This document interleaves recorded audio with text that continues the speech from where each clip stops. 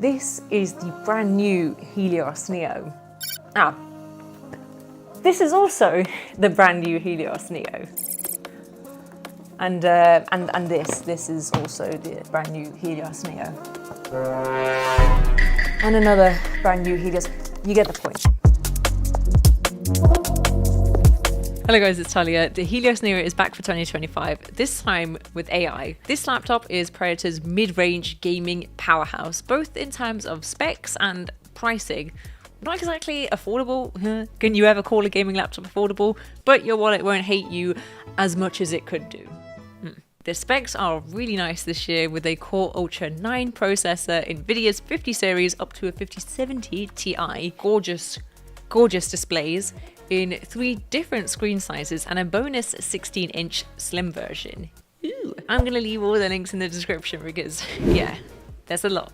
It's really nice because both these 16 inches and 18 inch have the same specs inside, with the processor topping out at Intel's Core Ultra 9 275HX. That's really exciting because this processor has some seriously great performance, even better than Intel's Raptor Lake 14th gen last year, which was really good. This is using a new architecture with a separate unit on the chip known as an NPU, which is going to run all the AI related tasks to take the workload off the chip's CPU and GPU, which is going to work hand in hand with the graphics. We have the 5070 Ti from Nvidia's Blackwell series, and it gets all the new software benefits from DLSS 4. This is Nvidia's super sampling for more frames in graphically demanding games. And in this new update, we have enhanced motion, resolution, and frame generation. These are all good things. However, only the 50 series cards benefit from this new tool called multi-frame generation. Actually, this is my first time using it too. Oh my god, this is my first time with the 50 series cards. How did I not realize that? It's been a long day, folks.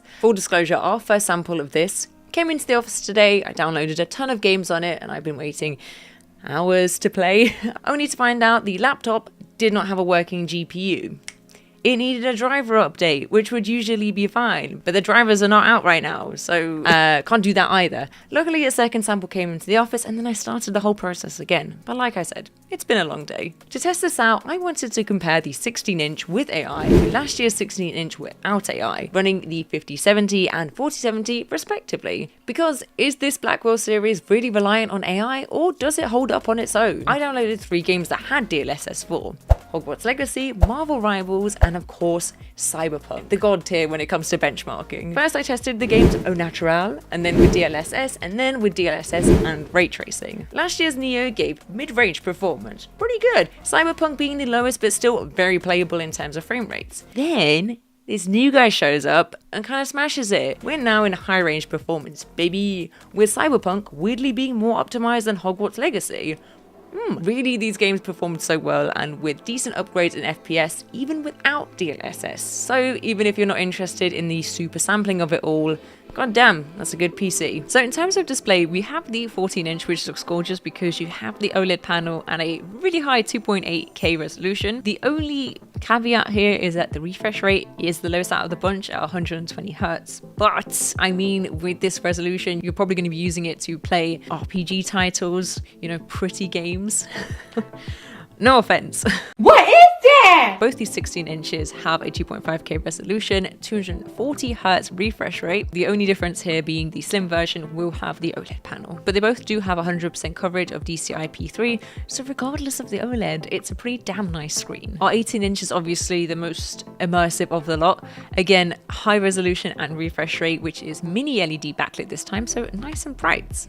I realize it's a lot to hear about 4 different laptops and specifications all at the same time. So I'm gonna put it all in a table. Here you go. Please pause if you want more time to read it because I'm going to be moving on now in 3, 2, 1. I also wanted to make the most of the 18 inches fast screen by trying out DLSS's multi-frame generation, which is only available in the 50 series. I was really intrigued to try this, as you know, multi-frame gen sounds way better than regular frame gen, but I think realistically it's just not needed. I'm sorry, the cards run well. With DLSS, with the regular frame gen on, I was already getting well over 100 frames per second, so did I really need 3x, 4x? Not really, no. Actually, 3x kind of slapped. And the beauty of our frame rate being nice and high is that I can safely knock it back down for ray reconstruction. The lighting is really pretty. I don't think the screenshot does it any justice, but you can definitely notice in-game with the dynamic movement. The light and smoke just look really natural. It really makes a difference. And it actually didn't knock my frame rate by that much. You know what? I'm impressed. And in terms of cooling, I checked the temperatures after about 45 minutes of gaming. I don't think I'm supposed to because they're pre-production samples, but nice job, honestly. It's Predator's custom cooling inside with metal aeroblade fans alongside vector heat pipes and liquid metal thermal grease on the CPU to work together to bring harmony to our cooling system. And in that smaller 14-inch, the vector heat pipes have been swapped out for a vapor chamber. So instead of more narrow heat pipes, it's essentially just one huge one, which gives it more volume to dissipate the heat and also covering, you know, more of the motherboard so you don't get those quite dangerous hot spots, which can happen. Mostly in smaller laptops. The heat is spread out. It actually did the best when it came to cooling, which is so weird. You would never say that about the smaller laptop. You did good, kid. Where are you? It's too many laptops. Which is great because you get the extra cooling with the 14 and an OLED screen. And then for the 16 and 18, the big draw is the slightly better GPU with a 5070 Ti and that super fast screen. But then the 16 Slim ticks those boxes and then some. Yeah, I feel like I haven't spoken about it as much. I'm sorry. Testing out 5 laptops today has gone to my head. Because with the 16 Slim, you get the great spec screen plus the OLED panel. Hello, can you show yourself for the nice people at home? And then it's also in a size that's actually quite portable, you know, for a gaming laptop. Without having to sacrifice the performance of it all, the cooling and frame rates were really solid and performed just like the normal 16. I have a feeling it's going to be a little bit more expensive, but if I have the pricing by the time I edit this video, I'll put them all up here. I'm going to leave all the links in the description below. These will all be launching this year at some point. The 16 and 18 first, and then the 16 Slim and the baby 14-inch. Please let me know what you think down below. They have really covered all the bases here. Something for everyone. And they have been made so freaking good. A really, really high quality build. This is hands down a 10 out of 10 laptop. I cannot recommend it enough. And there is also the regular Helios 16 and 18 AI, which is going to be coming out as well. Those are the more premium version of this one, but I don't know. The 5070 Ti performed so well. Like, what the fuck else do you want?